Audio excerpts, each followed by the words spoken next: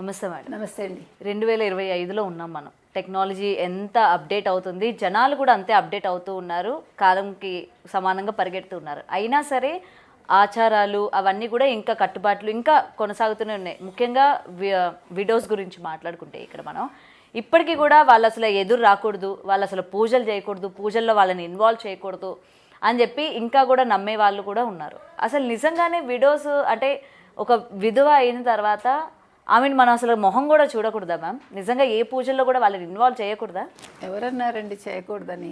ఇవన్నీ కూడా మన ఆడవాళ్ళమే ఎక్కువ వీటికి మనం ఇంపార్టెన్స్ ఇస్తాం. మీరు నమ్ముతారా, మా బావగారు పోయి 2019లో పోయారు. అప్పుడు మా సిస్టర్ వాళ్ళు ఒక ఇంట్లో అద్దెకుండేవాళ్ళు. మా బావగారు పోయిన 1 మంత్ వరకు మా అక్క ఇల్లు ఖాళీ చేయాల్సి వచ్చింది. ఎందుకని అడగండి. ఆ ఓనర్ పైన ఉంటారు, వీళ్ళ కిందన ఉంటారు. పొద్దున్న లేచాక మా అక్క మొహం చూడడం వాడికి ఇష్టం లేదుట, బికాజ్ షీఈ్ ఎ విడో. మా సిస్టర్ వెంటనే ఖాళీ చేసేసింది. అంటే నేను అనేది మీరు అన్నారు కదా 2025లో ఉన్నామని. మీరు 2025 కాదు 2050కి వచ్చినా కూడా పరిస్థితి ఇలాగే ఉంటుంది. ఎందుకంటే మనం అన్ని రకాలుగా అభివృద్ధి చెందాం అనుకుంటున్నాం. మన కట్టు బొట్టు అన్నింట్లో మనం అభివృద్ధి చెందాం, కానీ మానసికంగా మనం ఎదగట్లా. మనం ఇంకా ప్రిమిటివ్లోనే ఉండిపోతున్నాం. అంటే నిన్న ఏం జరిగిందో అందులోనే ఉంటున్నాం. మనం తినడంలో మారాము, మన బట్టలు కట్టుకోవడంలో మారాము, మిగతా అన్నింట్లో మారాం, కానీ ఆడవాళ్ళని గౌరవించుకోవటంలో మారలేదు. మీరు చెప్పాలంటే వితంతువులు అనేవాళ్ళు ఎవరన్నారండి బొట్టు పెట్టుకోకూడదు, పూలు పెట్టుకోకూడదని? మనం చిన్నప్పుడు మనం పుట్టిన దగ్గర నుంచి మన అమ్మ నాన్న మనకు అన్నీ చేస్తారు. మన అమ్మ ఏం చేస్తుంది, మనకి బొట్టు పెడుతుంది, అమ్మమ్మ పెడుతుంది, కాటుకు పెడతారు, మనకి పువ్వులు పెడతారు. ఒక భర్త పోయాక అవి తీయమని ఎక్కడ ఏ శాస్త్రంలో ఉంది? చూపించమనండి. కానీ ఇప్పుడు ఇవి మనం చెప్తే వాళ్ళు దాన్ని స్వీకరించడానికి రెడీగా ఉన్నారా? ఇప్పుడు నువ్వు వచ్చి ఏం చెప్తావు, ఇవన్నీ ఆచారాల్లో ఉన్నాయి, పురాణాల్లో అసలు ఇప్పుడు ఎవరు వింటలేదండి. మీకు అంటే ఒక భర్త పోయాక సాధారణంగా 10వ రోజు 11వ రోజు పువ్వులు బొట్టు అన్నీ తీసేస్తారు. సో ఇప్పుడు ఏ ఆడవాళ్ళు mostly they are not accept చేయకూడదు కూడా. ఎందుకంటే మన గాజులు ఆ రోజు మొత్తం మిమ్మల్ని అలంకరిస్తారు, పువ్వులు పెట్టి, కాటుకు పెట్టి, బొట్టు పెట్టి, అవన్నీ తీయటం ఏంటండి? దీని మీద విజయ నిర్మల గారు కూడా ఒక సినిమా తీశారు గతంలో. ఏంటంటే నాకు ఆ పేరు గుర్తు, చందనాన ఏదో, అంటే ఒక నవల వచ్చింది అది. ఆ నవలలో ఇలాగే భర్త పోతే అదంతా చేస్తారనమాట. తర్వాత అమ్మాయికి పునర్వివాహం ఏదో అవుతుంది. అందుకని నేను అనేది ఇవన్నీ కూడా దీనికోసమే. మీకు కందుకూరి వీరేశలింగం గారు వితంతు వివాహం పెట్టిందే అందుకు.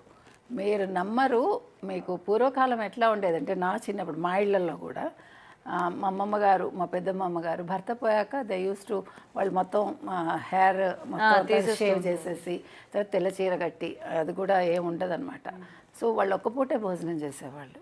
మీకు తెలుసా అసలు చిన్న పిల్లలు విడో అయినా కూడా అసలు ఎంత దారుణంగా ఉండేదంటే పరిస్థితి. నేను నా చిన్నప్పుడు ఒక ఆంటీ మా ఇంటికి వచ్చేవారు. పాప ఆవిడకి చాలా ఇష్టం గోరింటాకు పెట్టుకుంటే అందరూ వెక్కిరిచ్చేవాళ్ళు ఆవిడని. బొట్టు ఒకటి పెట్టుకునేవాళ్ళు కాదు ఆవిడ.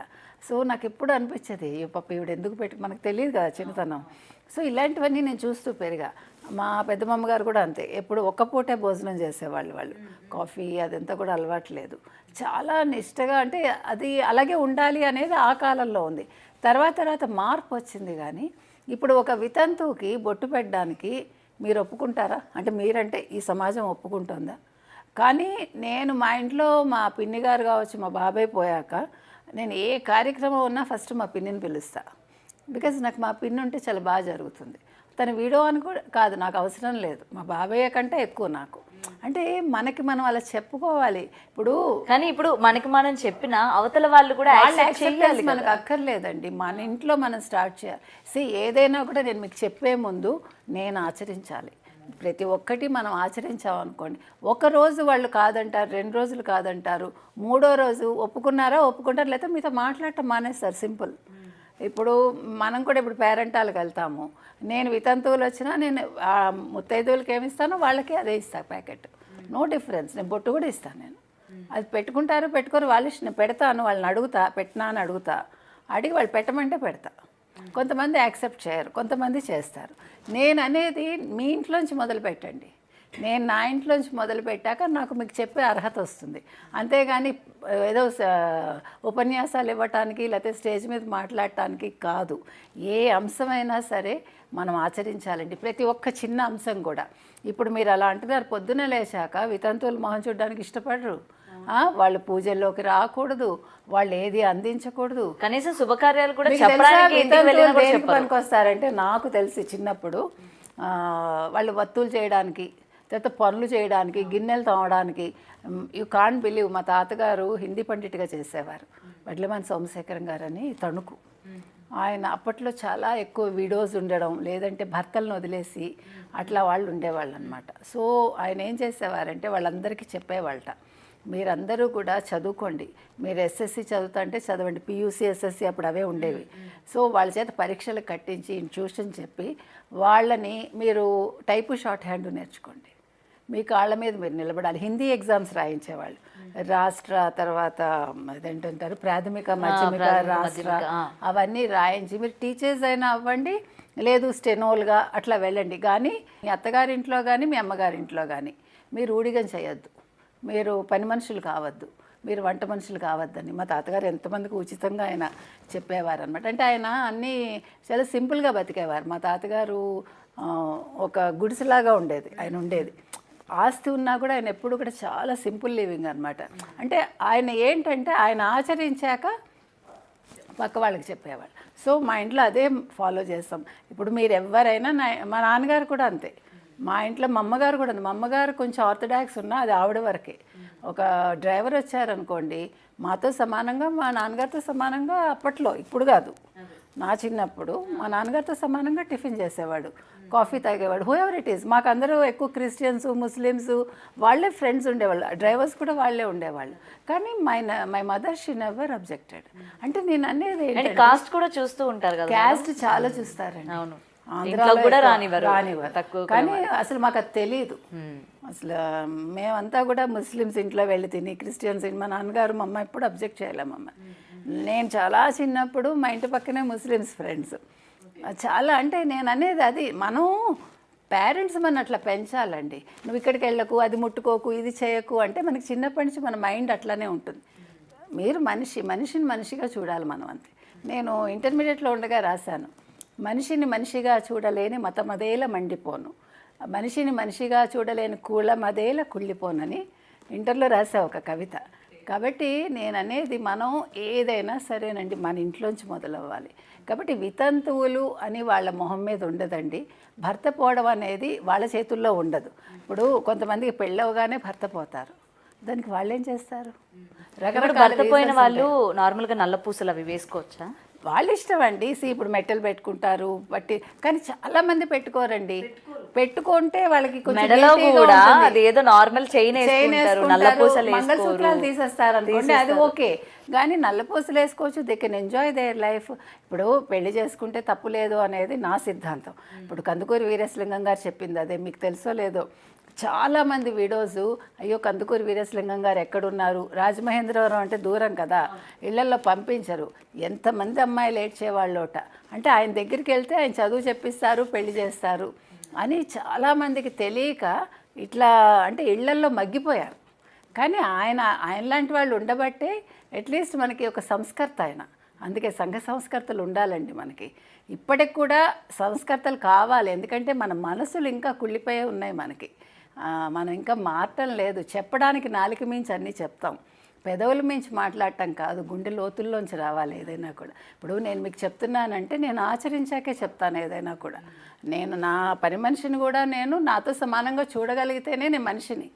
ఆమె మన అవసరం కోసం వస్తుంది, ఆమెకి డబ్బు కావాలి, మనకి పని కావాలి.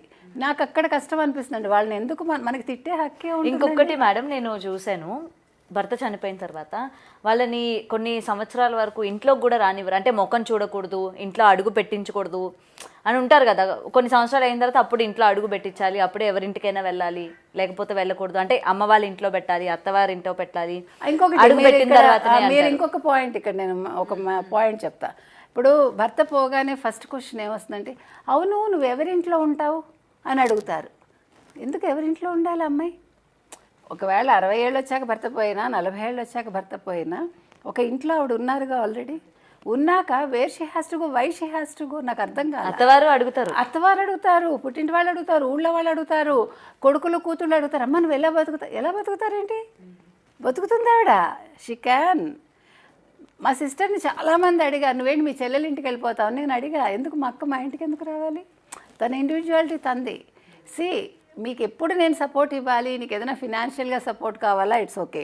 కాదు నీకు సైకలాజికల్గా నేను ఏదైనా సపోర్ట్ ఇవ్వాలా, నేను వస్తా ఎనీ టైం. కానీ నువ్వు వచ్చి నా ఇంట్లో ఉండాల్సిన కర్మ ఏంటి? అసలు మనం ఒక ఆడపిల్లకి భర్త పోగానే మనం ఇలాంటి ప్రశ్నలు వేయాల్సిన అవసరం ఉందా? నువ్వు ఎక్కడ ఉంటావు? అసలు అక్కర్లేదు. ఎక్కడ ఉండడం ఏంటి? ఆల్రెడీ వేర్ షీ స్టేయింగ్ అక్కడే ఉంటారు. ఆవిడ చూసుకోగలదు. భర్తలు చేసిన పెద్ద తప్పు ఏంటంటే, ఇటీవల కాలంలో అంటే గవర్నమెంట్ జాబ్స్ చేసేవాళ్ళు, బ్యాంక్ జాబ్స్ చేసేవాళ్ళు, వాళ్ళు నామినీస్ పెట్టారు మగవాళ్ళు. భర్త పోయాక ఆ భార్యకి ఎంత ప్రాబ్లం అంటే అది ఆవిడకి ఏమీ తెలియదు అనమాట. అసలు భర్త ఎక్కడెక్కడ డబ్బు పెట్టారు, ఏ బ్యాంకులో, కనీసం భర్తలు చెప్పారు కదా, ఎవరికి ఇచ్చారు అన్నది కూడా చెప్పరు. That's what. అసలు చాలా అవస్థలు పడ్డారు. ఈ మధ్య నేను చాలా మందిని చూసా. So what I'm saying is, ఇప్పుడు ఈ రోజుల్లో కరోనా ముందు కరోనా తర్వాత మనం తీసుకోవాలి ఏదైనా. అంతకుముందు మనం చావు గురించి మాట్లాడాలంటే అదేదో పెద్ద తప్పు మనకి. కానీ ఇప్పుడు అలా కాదు. ఇప్పుడు 30 ఏళ్ళ వాళ్ళు హార్ట్ అటాక్తో పోతున్నారు, 80 ఏళ్ళ వాళ్ళు శుభ్రంగా బతుకుతున్నారు. అది బతికినందుకు కాదు, అంటే అలా ఉంది ఇప్పుడు present situation. So what I'm saying is, మీరు 40-50 వచ్చేసరికి మీరు పంచుకోండి, ప్రతిదీ భార్యతో పంచుకోండి. పంచుకోకపోతే ఎట్లా? మీకు అసలు ఏం అప్పులు ఉన్నాయి, ఏం ఆస్తులు ఉన్నాయి, మీరు బ్యాంకుల్లో ఏం పెట్టారు, మీరు చచ్చిపోయాక అప్పుల వాళ్ళు ఇంటికి వస్తారు. లేదు మీకు మీకు రావాల్సిన ఎమాల్యుమెంట్స్ కావచ్చు, లేకపోతే పెన్షన్స్ కావచ్చు, ఆవిడకి ఎట్లా వస్తాయి? మీరు చెప్తేనే కదా. ఊళ్ళో వాళ్ళకి ఎవడు హెల్ప్ చేస్తాడు? Very few people will help. మోసం చేసే వాళ్ళు కూడా ఉంటారు. ఇప్పుడు మీ దగ్గర చెప్పలేదు కదా, మనం ఇంక సంతకం తీసుకుని వాళ్ళు విత్డ్రా చేసుకుని వాళ్ళు తీసేసుకుంటారు. అలాంటి కేసులు కూడా చూసా. కాబట్టి నేనేం చెప్తానంటే, భార్యాభర్తల మధ్య అన్ని అరమరికలు ఉండకూడదండి. ఇద్దరు ఓపెన్గా మాట్లాడుకుని భార్యకి చెప్పే స్థితిలో భర్త ఉండాలి, భర్త చెప్పింది వినే స్థితిలో భార్య ఉండాలి. తెలుసుకోవాలి. అంటే ఆర్థికంగా కూడా భార్యకి నిపుణత ఉండాలి. ఇప్పుడు ఏదో ఆర్థిక మంత్రులు అంటే ఎక్కడో ఉండరు. ప్రతి ఇంట్లోనూ ప్రతి ఆడదే ఆర్థిక మంత్రి, అంతే కదా? నమ్మరు. ఎందుకంటే మీరు ఇంకా నమ్ముతారో లేదు, అసలు ఆడవాళ్ళే ఎక్కువ దాస్తారు. అవును. బంగారం కొంటుంది అంటారు, కానీ ఆ బంగారం రేపొద్దున్న పిల్ల పెళ్ళికి అవసరం వస్తుంది, లేదా పిల్లాడి చదువుకు అవసరం వస్తుంది. భార్యలు దాచిపెట్టేది అది. వాళ్ళు దాచే ప్రతి పైసా మళ్ళీ ఇంటికే పెడతారుగా. ఓకే, చీరలు కొనుక్కుంటారండి, లెట్ హర్ ఎంజాయ్. ఏముంది అందులో? ఒక చీర కొనుక్కుంటే, ఇప్పుడు నగలు కొనేసుకోలేరుగా, ఇప్పుడు అయితే అసలు కొనుక్కోలేదు, ₹1,00,000 ఇచ్చి. సో ఇప్పుడు మనిషి, ఒకప్పుడు మనకి 2 పట్టు చీరలండి, నాకు బాగా గుర్తు. మా అమ్మగారికి 2 పట్టు చీరలు పెట్టిలో ఉండేవి. ఆ ట్రంక్ పెట్టి అంటే చాలా ఆనందం మాకు, అందులో ఏంటేంటో ఉంటాయని. సో ఆ 2 పట్టు చీరలతో వాళ్ళ జీవితాలు వెళ్ళిపోయాయి. ఇప్పుడు మీరు తెల్లారులేస్తే ఇవాళ చీర కొంటారు, సాయంకాలం చీర కొంటారు, లేకపోతే పొద్దున్న డ్రెస్ కొంటారు. So there is no end.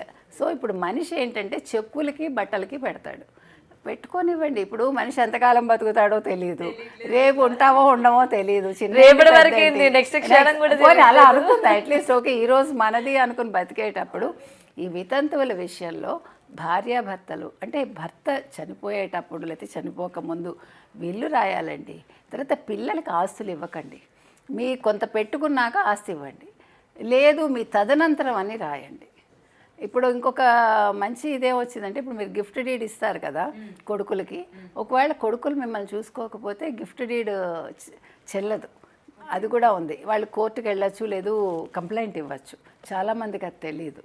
So మనం ముందు తెలుసుకోవాల్సింది ఏంటంటే, ఇప్పుడు ఇంట్లో వంట సరుకుల గురించి కాదు, లాయర్ల దగ్గర ఏంటి తర్వాత అనేది తెలుసుకోవాలి. నెగిటివ్గా వెళ్ళి తీసుకోకూడదు. అదేంటి నా భర్త పోతాడంటావా నువ్వు, ఇప్పుడు తెలుసుకోమంటావా? కాదు. నీ భర్త ఎప్పుడు పోతాడో ఎవరికి తెలియదు, లేకపోతే భార్య ముందు పోతుందో ఎవరికి తెలియదు.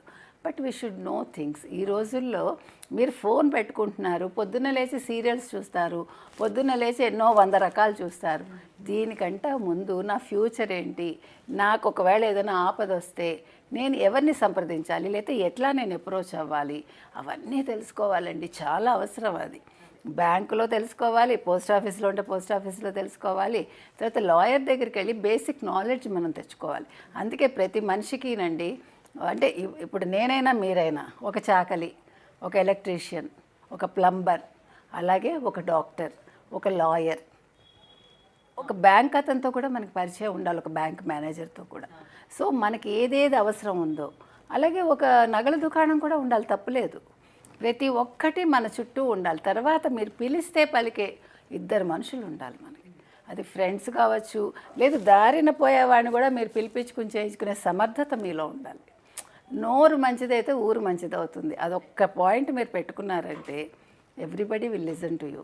ఫస్ట్ మీ పని మనిషిని బాగా చూసుకున్నారనుకోండి, ఆమె పలుకుతుంది. అవునా కాదా? లేదు మీ వాచ్మెన్, మనం మాట అనడం చాలా తేలికండి, వెనక్కి తీసుకోలేంగా. అందుకని వాళ్ళతో మాట్లాడేటప్పుడు మనం మర్యాదగా ఉంటే మన అవసరానికి వాళ్ళు వస్తారు. ఇప్పుడు గబుక్కున్న హస్బెండ్కి ఏదో అవుతుంది, లేదు వైఫ్కి ఏదో అవుతుంది, హూ విల్ కమ్? పిల్లలందరూ అమెరికాలో ఉంటారు. ఇప్పుడు ఇండియాలో ఉన్నా కూడా ఒకళ్ళు గచ్చిబౌలిలో ఉంటారు, వీళ్ళు ఇంకెక్కడో ఉంటారు. వాళ్ళు ఈ ట్రాఫిక్లో వచ్చేసరికి 2 గంటలు పడుతుంది. మన అమెరికా వాళ్ళని అనుకోకర్లే, అమెరికా వాళ్ళే తొందరగా వస్తారు ఇంకా ఇండియా కంటే కూడా. అందుకని పిల్లలు ఎక్కడైనా ఉండనివ్వండి. ఇంకొకటి, పిల్లల మీద డిపెండెన్సీ వద్దండి. అసలు మనం ఎవరి ఇండివిజువాలిటీ వాళ్ళు పెట్టుకోవాలి. భర్త ఇండివిజువాలిటీ భర్తకు ఉండాలి, భార్యది భార్యకు ఉండాలి. అంటే నేను బతకగలను అనే ఒక ఆత్మవిశ్వాసంతో ఏ మహిళైనా ముందుకెళ్ళాలండి. భర్త మీద డిపెండ్ అవ్వాలి, అది వేరు. కానీ లేకపోయినా నేను ఉండగలను అనే ఫస్ట్ కావాల్సింది ధైర్యం అండి. ధైర్యం, ఆత్మవిశ్వాసం, తర్వాత కొద్దిగా ఆర్థిక స్తోమత ఉండాలి. లేదంటే మన మొహం ఎవ్వడూ చూడరు, ఇంట్లో వాళ్ళు అస్సలు చూడరు. అందుకని ఇవి గుర్తుపెట్టుకుంటే మనం వితంతువులు అనే పదం మీరు తీసేసి సాటి మహిళ అనుకుని తనకి ఫస్ట్ మీరు కుంకుమ ఇవ్వండి, అన్నీ ఇవ్వండి. What's wrong in it? ఇప్పుడు భర్త పోతే ఆవిడ విలువేం తగ్గలేదుగా. మీరు బొట్టు తీయకండి, ఫస్ట్ ఎందుకు తీస్తారు? పువ్వులు ఎందుకు పెట్టుకోరు? అసలు ఆడవాళ్ళకి పువ్వులు ఎంత ఇష్టంగా ఉంటుంది. అసలు మల్లెపూల సీజన్లో ఎంత మల్లెపూలు ఇష్టంగా ఉంటుంది, అసలు వాసన ఎంత బాగుంటుంది. మామిడి పళ్ళు, మల్లెపూలు మనకి వేసంకాలం వస్తే ఆ 2 మెయిన్. కాబట్టి నేను అనేది ఏంటంటే, ముందు ఆడవాళ్ళలో మార్పు తెచ్చుకుని మనలో మనం తెచ్చుకుని మనం పక్క వాళ్ళని హర్ట్ చేయకుండా ఉంటే, వాళ్ళకి భర్త పోతే మీరు వెళ్ళి 4 ఓదార్పు మాటలు చెప్పండి. అంతేగాని వాళ్ళ మొహం మీద తలుపేసేసి, లేకపోతే నీ మొహం చూస్తే నాకు ఏదో చెడు జరుగుతుందని, మీ మొహం చూసి ఆవిడకు కూడా అయ్యి ఉండొచ్చుగా చెడు. ఆవిడ మొహం చూసి మనకైనట్టే మన మొహం చూసి వాళ్ళకి కూడా అవుతుంది కదా. అదెందుకు ఆలోచించాం మనం? నింద ఎప్పుడు పక్క వాళ్ళ మీద వేయడానికి చూడటం అనేది మనకు అలవాటు అయిపోయింది. సో దాని నుంచి మనం ఫస్ట్ మనం బయటపడితే ఈ సమస్యలకు పరిష్కారం ఉంటాయి. తెల్లారి లేచాక పక్క వాళ్ళని నొప్పించకుండా, అందుకే నొప్పించక తానవ్వక అన్నారు. సో తప్పించుకు తిరగొద్దు మనం. నొప్పించక తానవ్వక తప్పించుకు తిరుగువాడు ధన్యుడు సుమతి అని సుమతికి శతకారుడు అన్నాడు. కానీ మనం తప్పించుకు తిరగకుండా అవసరానికి వాళ్ళకి ఏదైనా హెల్ప్ చేస్తే బాగుంటుంది. Right, thank you so much ma'am. For more videos like this, subscribe Big TV channel.